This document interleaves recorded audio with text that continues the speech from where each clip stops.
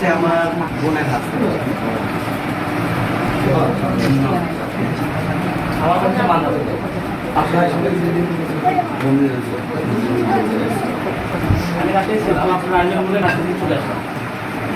গণভবন ঘেরাও করছে সব জনগণ মিলে, আপনারা দেখছিলেন? হ্যাঁ, গণভবন, সংসদ ভবন সব ঘেরাও করছে। মানুষের এত ক্ষোভ ছিল এবং কোটি কোটি মানুষ সেই যে গণভবনে গেছে।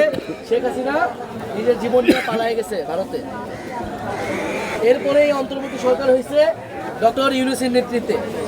এখনো সেই সরকার চলমান ছিল। আমাদের পরে ছাত্রদের থেকে আমরা 3 জন সেই সরকারে ছিলাম, যেই কারণে এই আন্দোলন হয়েছে, অভ্যুত্থান হয়েছে, সেই জিনিসগুলো যাতে সরকার পূরণ করতে পারে।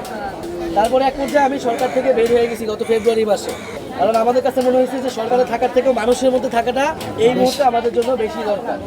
এবং আমরা একটা দল গঠন করছি, নতুন রাজনৈতিক দল।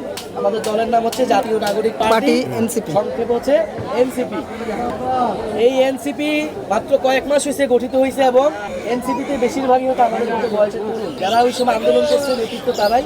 আবার বিভিন্ন বয়সের লোকেরাও আছে, বিদেশ থেকে অনেকে পড়াশোনা করছে, তারাও চলে আসছে আমাদের দলে। কারণ আমরা মনে করছি এই যে শেখ হাসিনা সরকার চলে গেল, এই যে এত মানুষ মারা গেল, এরপরে এই দেশটাকে অবশ্যই আমাদের নতুন করে তৈরি করতে হবে।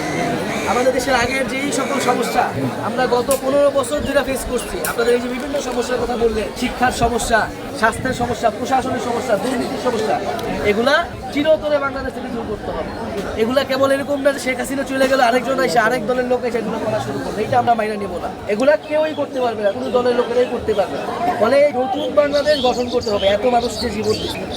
তো আজকে হচ্ছে 1 বছর হইতে যাইতেছে, ওই আবারও জুলাই মাস আসছে, সে 1 বছর উপলক্ষে আমরা সারা দেশে যাচ্ছি, 64 জেলায় আমরা যাইতেছি। এবং আমরা একটা কর্মসূচি নামেছি দেশ গড়তে জুলাই পদযাত্রা। অর্থাৎ আমরা একটা পদযাত্রা করতেছি, হাঁটতেছি, পথসভা করতেছি, মানুষের সাথে কথা বলতেছি এবং আমাদের দেশ গড়ার যে আহ্বান, যে নতুন দেশ লাগবে, নতুন বাংলাদেশ লাগবে, সেটা বলতেছি।